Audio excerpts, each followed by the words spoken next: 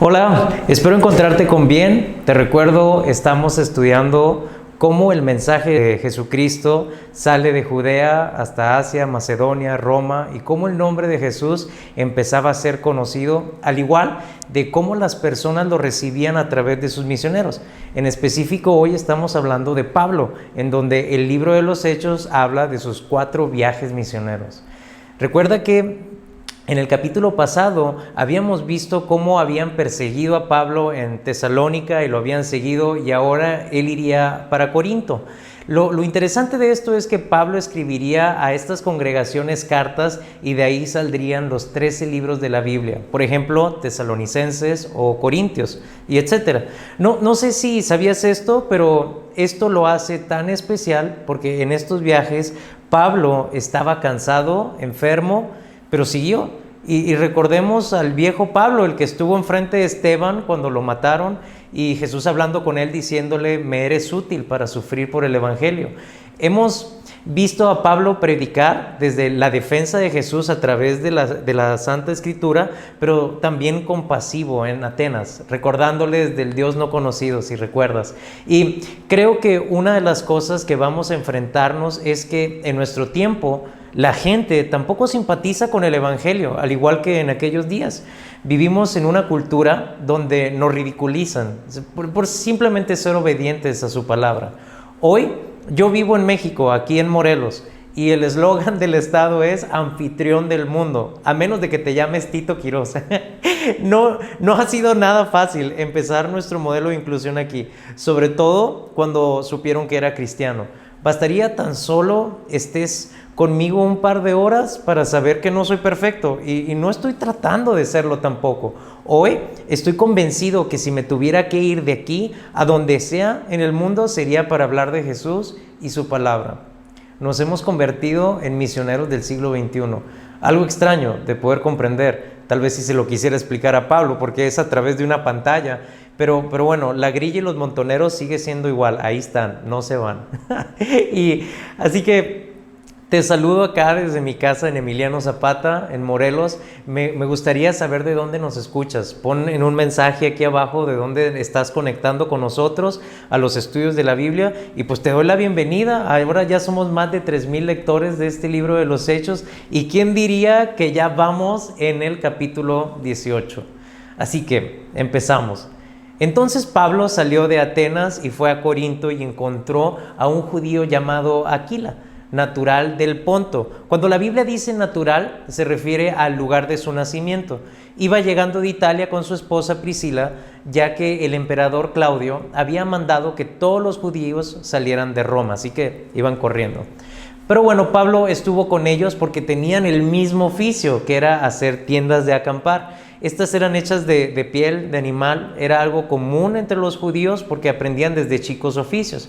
Y ¿sabes algo que me cautiva de Pablo? Es que estaba en sus viajes misioneros y ninguna congregación lo apoyaba. Él se ganaba su sustento para seguir predicando a Jesús, pero bueno, discutía, y pues, como ya sabes, en mi Biblia en inglés dice razonaba, pero él siempre estaba ahí en la sinagoga todos los días de reposo y persuadía a judíos y griegos. Y pon atención en estas 3 palabras: discutía, persuadía y razonaba.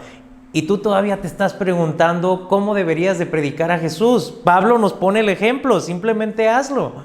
Y cuando Silas y Timoteo llegaron a Macedonia, Pablo ya estaba entregado por completo a la predicación de la palabra, testificando a los judíos que Jesús era Cristo. Sin embargo, ellos se oponían y decían pues malas palabras a ellos. Y les dijo: sacudan su ropa, nuestra sangre sea sobre nuestra propia cabeza, yo limpio, y desde ahora me iré a los gentiles. Así que saliendo de ahí se fue a casa de un hombre llamado Justo, era temeroso de Dios, la cual estaba a un costado de la sinagoga.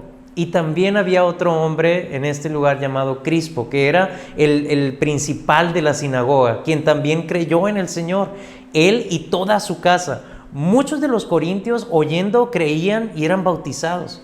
Imagino que todo lo que estaba pasando Pablo apenas terminando su segundo viaje misionero, pues estaba cayendo en este desánimo, y ojalá sepas que muchos pasamos por esto, que simplemente a veces ya no queremos seguir, Pero entonces Dios dijo a Pablo en una visión de noche: no temas, habla y no calles, porque yo estoy contigo. Ninguno pondrá una mano sobre ti para hacerte mal, porque yo tengo mucho pueblo en esta ciudad.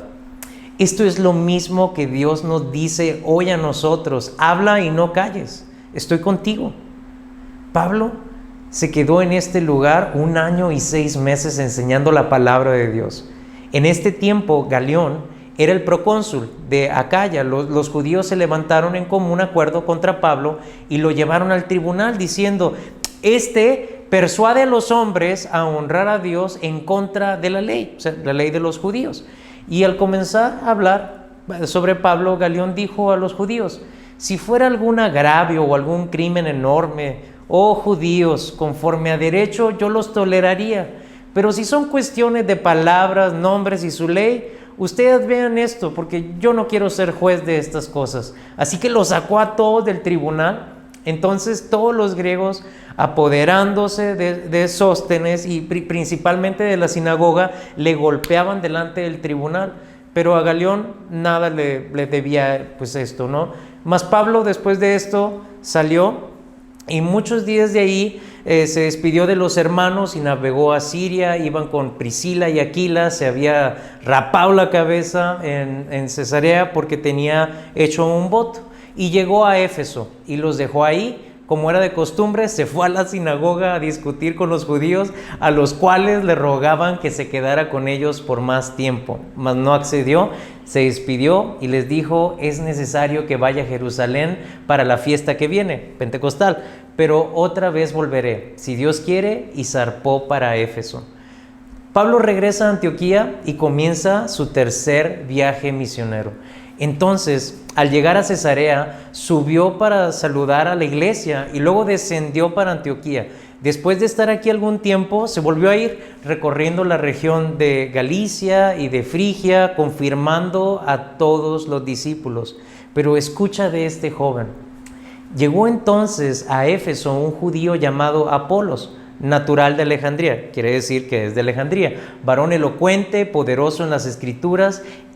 Había sido instruido en el camino del Señor, siendo de espíritu ferroso, hablaba y enseñaba diligentemente lo concerniente a Dios, aunque solamente conocía lo del bautismo de Juan.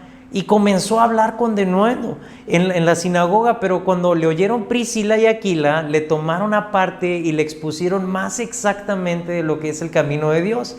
Y queriendo él pasar a Acaya, los hermanos le animaron y le escribieron a los discípulos que le recibieran. Llegando allá, fue de gran provecho a los que por gracia habían creído, porque con gran vehemencia refutaba públicamente a los judíos, demostrando las escrituras que Jesús era el Cristo. Y escucha esto, joven: muchas veces nosotros seremos como ese joven Apolo, que no conocía todo. Sin embargo, Priscila y Aquila, que eran los que trabajaban con Pablo, habían tomado el tiempo para enseñarle y animarlo, así como Pablo a Timoteo.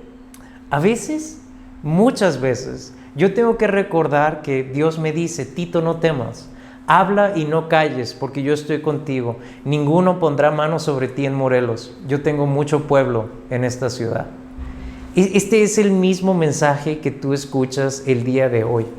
Podemos ver cómo Pablo, en este tercer viaje, las cosas no iban de lo mejor. Ya lo habían golpeado, había un terremoto, burla, turbas, y tal vez podrías pensar, pues, si te importa lo que piensan los demás y no tener enemigos y vivir una vida tranquila en comodidad, creo que el cristianismo no es para ti. Pero si quieres vivir para Jesús, hablar la verdad y proclamar a Cristo como nuestro Salvador, te recuerdo: habla y no calles.